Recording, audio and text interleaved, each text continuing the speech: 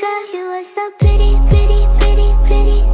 Baby girl, you are so pretty, pretty, pretty, pretty. Hey guys, welcome back to my channel. It's your girl, Niche. In today's video, we'll be talking about 5 things you actually need to know before relocating to Newfoundland and Labrador, and we'll be touching base with the city called St. John's. Before we get into the video, did you actually know that Canada is the second largest country in the world? Before we get into the video, as of 2024, the estimated population for Newfoundland and Labrador is currently 545,247. Yeah, so Newfoundland is actually still developing. I feel like this is like it's still a small amount of people, but trust me, Newfoundland is really a nice place. But just sit down and make sure you listen to this tea I'm going to be spilling because you really need to know this before relocating to St. John's. So, number one on the list is actually the weather. Yeah, and in Canada in general, we actually have 4 seasons.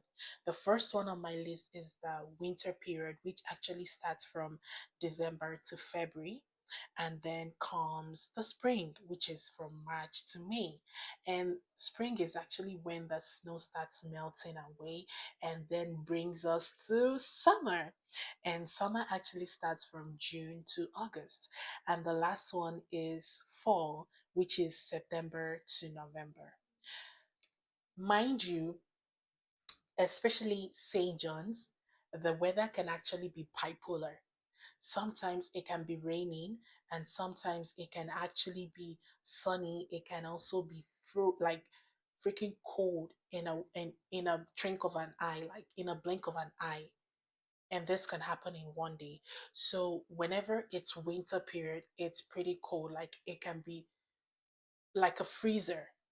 So please make sure you are ready. You get your necessary clothings, your winter jackets, your winter boots, and your head warmer, your hand gloves, and your neck warmer. Whatever you need for winter, please get them. And also, if you're not actually able to afford the high end brands, like the high end stores, trust me, there are options where you can buy affordable winter wears. Mind you, this is actually like a fairly used item where people donate them, and then these thrift stores take them and then sell them for people that are not really able to afford the ones at the mall, like the brand name, the expensive ones. So make sure you use your Google Map to actually check the thrift store in your area so you can go visit them and see what they have. Trust me, most times they do get to have something really gorgeous. Like sometimes you might even see a brand name winter jacket in that store. It depends on when you go and it depends on what your area provides. So, number two is the bus. So, as a new immigrant, I'm going to be letting you understand that the bus runs from 6:50 in the morning and ends at 12 midnight. And this is actually from Monday to Saturday. But on Saturday, it's a little bit tricky. So on Saturday, it can come a little bit late and end at 12 midnight. But on Sunday, it starts pretty late. It starts from Sunday. For Sunday, it starts from pretty much 7:50 in the morning and ends at 8 p.m.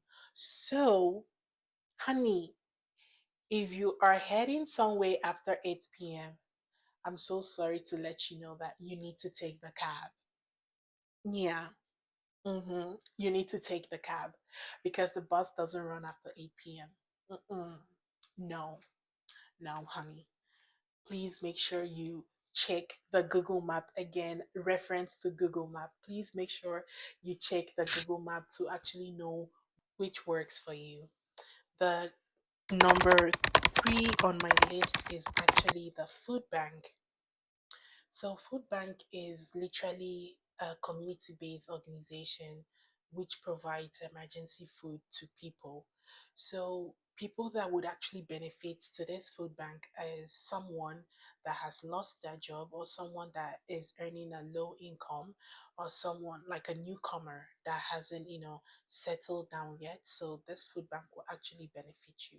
So, if you need to know more about food bank, please make sure you use your Google map to check the one in your area, and don't forget to call them, because sometimes with food bank um, they actually need to verify your employment history, and also sometimes they would request you to get an MCP card.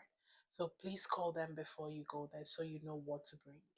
The last on the list is actually rental and accommodation. So we'll be talking about a bit about apartments and getting a house. So for an apartment, sometimes when you go to rent an apartment, you fill an application form, and they also run a hard credit score check on your account as well. But that doesn't guarantee you the house. A certain amount, sometimes it can be 75% of your rent, or sometimes it can be 80% of your rent, and this doesn't guarantee you that. So I always advise people to go for renting a house, because when you make any damage deposit, that automatically means you're getting the house and you pay for what you need to pay. And also we'll be talking about this organization called NCANL, which is the Nigerian Canadian Association of Newfoundland and Labrador.